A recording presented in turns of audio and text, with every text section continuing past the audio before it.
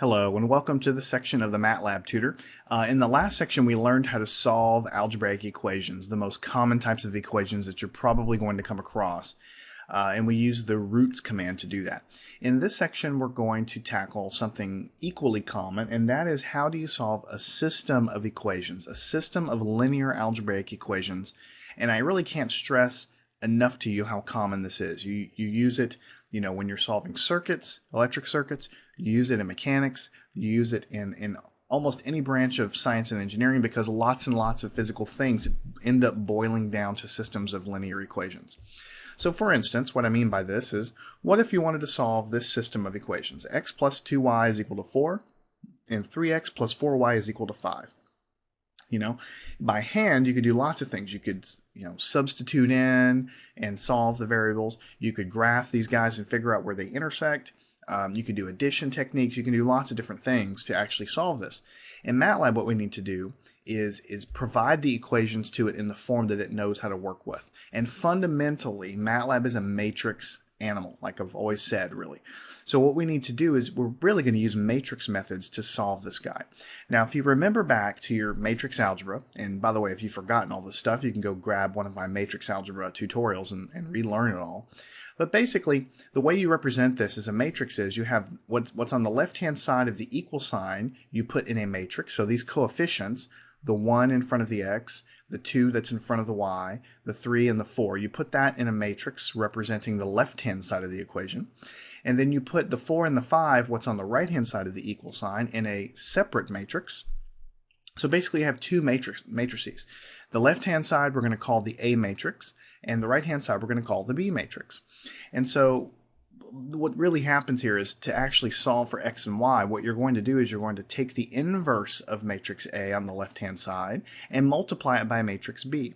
And that basically isolates x and y. If the details of why that works is fuzzy to you, then go grab one of my tutorials on linear algebra or matrix algebra and it'll all become clear. But the bottom line is that's what you're doing. You're taking the inverse of the left-hand side as a matrix, multiplying it times the right.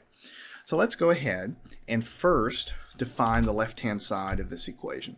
So the matrix A, we're going to use capital A. You can use any variable that you want.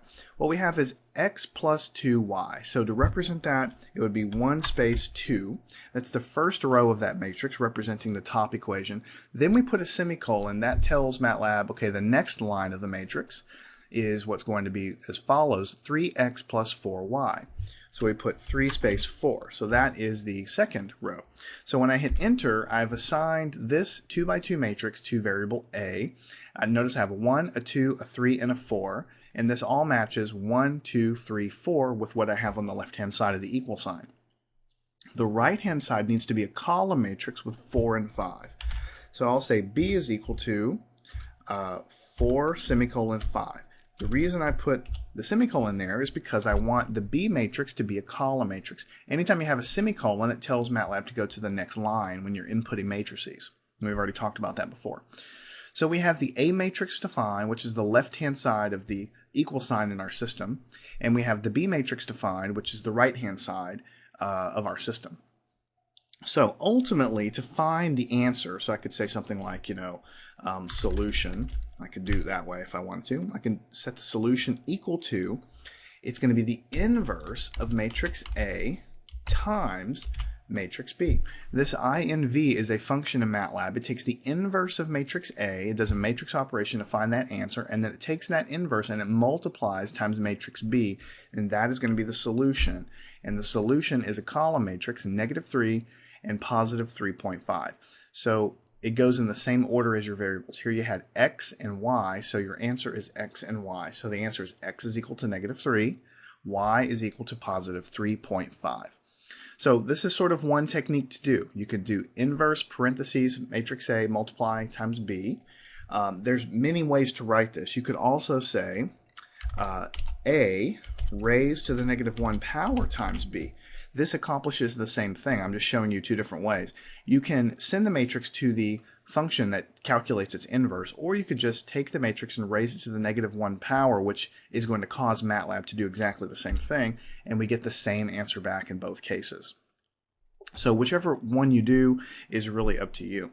Now also, there is a a shortcut way of doing that. If you take matrix A and do the backslash key, and then put matrix B immediately after, this backslash key is basically going to cause it to solve the system and give you the same answer. Let's go ahead and double check that first. We get the same answer. What this is doing is it's calculating it in a slightly different way. This is what's going on under the hood in Matlab, but when you do it this way up here, you're calculating the inverse and you're multiplying. When you do it here, then Matlab is using Gaussian elimination on the matrices themselves to calculate the answer. That doesn't really matter so much as far as a user is concerned, because ultimately you're getting the same answer. So here's 3 different ways to calculate the solutions of the system, and I'll give you a 4th way also. There is a function built into Matlab called linsolve. That stands for linear solver, or linear system of equations solver. So you open up a parenthesis and you pass it matrix A. In fact, it's giving you help right here. Matrix A comma matrix B, like this. And what do you get? The exact same answers. So the bottom line is, when you're solving a system of linear equations in Matlab, you have to put them into the matrices like we've discussed, and then there's really many ways to get the answer. You can pass the function A to the inverse function to calculate the inverse, then multiply times B. You can raise it to the -1 power, which gets its inverse, and then you multiply times B.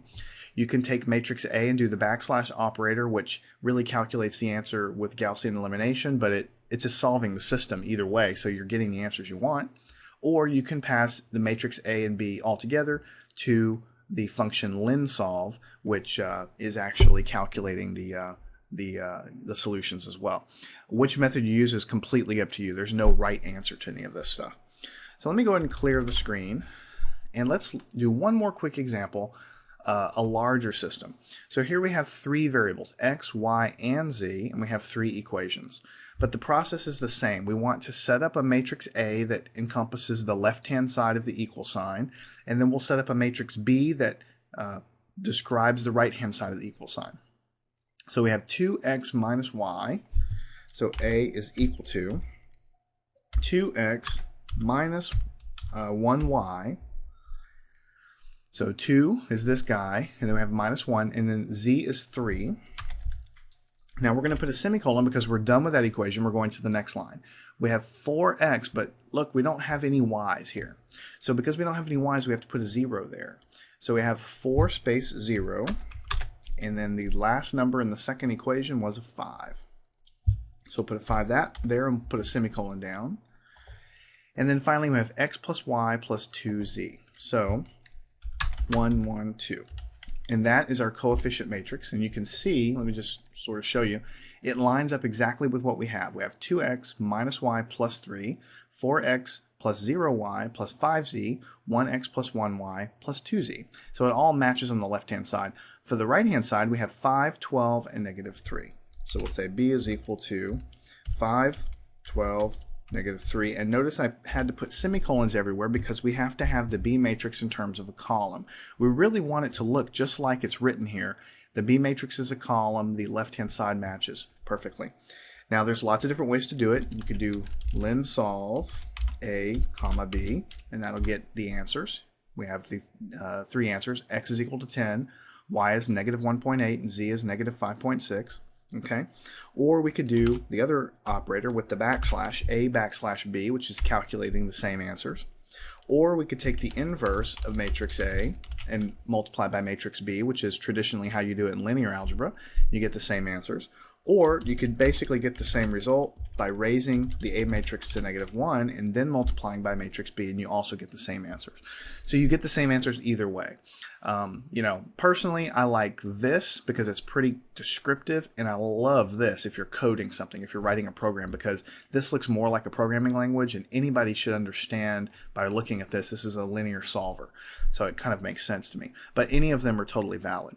So make up some equations yourself and go ahead and play with Matlab and just sort of see how it works. It's pretty simple to do, and I can't stress enough how important this is because you really use linear solvers like this to solve systems of simple equations, you know, constantly through all branches of science and engineering.